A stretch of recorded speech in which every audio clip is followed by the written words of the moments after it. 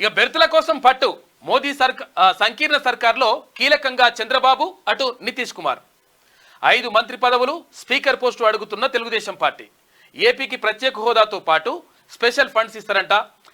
3 మంత్రి పదవులు ఆశిస్తున్న జేడీయూ అందులో రైల్వే శాఖ కూడా ఉండాలని చెప్పేసి కోరుకుంటా ఉందంట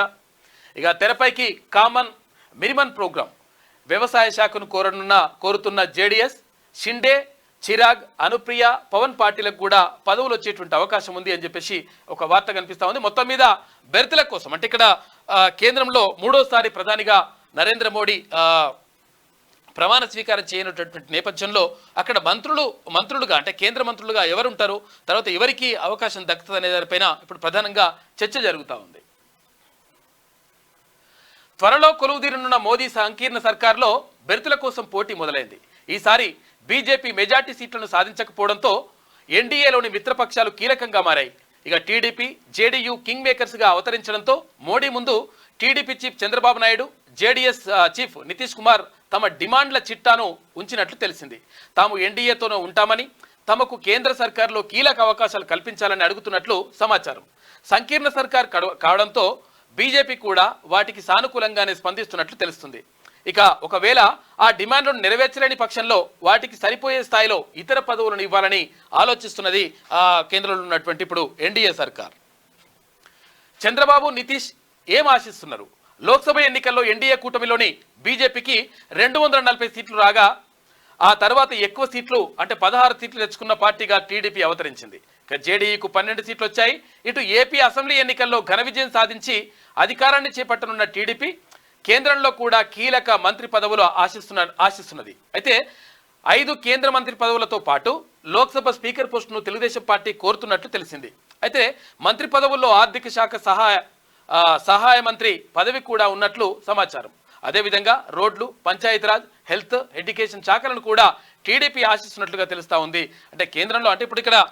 కింగ్ మేకర్గా తయారైంది తెలుగుదేశం పార్టీ చంద్రబాబు నేతృత్వంలోని తెలుగుదేశం పార్టీ ఏపీలో 16 ఎంపీ స్థానాలను అక్కడ కైవసం చేసుకుంది ఆ తర్వాత ఇక్కడ ఏది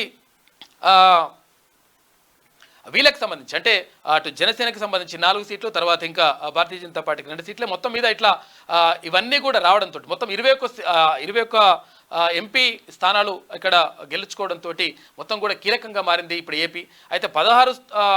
ఎంపీలు ఉన్నటువంటి తెలుగుదేశం పార్టీ కీలకంగా చాలా మంత్రి పదవులు ఆశిస్తూ ఉందంట దానికి సంబంధించినటువంటి వార్త కనిపిస్తూ ఉంది దాంతోపాటు ఇక్కడ నితీష్ కుమార్ కూడా ఆయన కూడా కింగ్ మేకర్గా మారిండు 12 ఎంపీ స్థానాలను గెలుచుకున్నారు కీలక శాఖలు బీజేపీ వద్దే టీడీపీ జేడీయూతో పాటు ఇతర భాగస్వామి పక్షాలను కేంద్ర సర్కార్లో ఎలా సర్దుబాటు చేయాలనే దానిపై మోడీ నేతృత్వంలో బీజేపీ చర్చలు సాగిస్తున్నది కీలకమైన హోంశాఖ ఆర్థిక శాఖ రక్షణ శాఖ విదేశాంగ వ్యవహారాల శాఖ ఐటీ రోడ్డు రవాణా వంటి శాఖలను తమ వద్దే పెట్టుకోవాలని భావిస్తుంది ఇక డిఫెన్స్ ఫైనాన్స్ మినిస్ట్రీలోని సహాయ మంత్రి పదవులను మాత్రం మిత్రపక్షాలకు ఆఫర్ చేసే అవకాశం ఉంది అయితే tourism skill development science and technology వంటి పోర్ట్ఫోలియోలను కూడా ఇచ్చే ఛాన్స్ ఉంది లోక్సభ స్పీకర్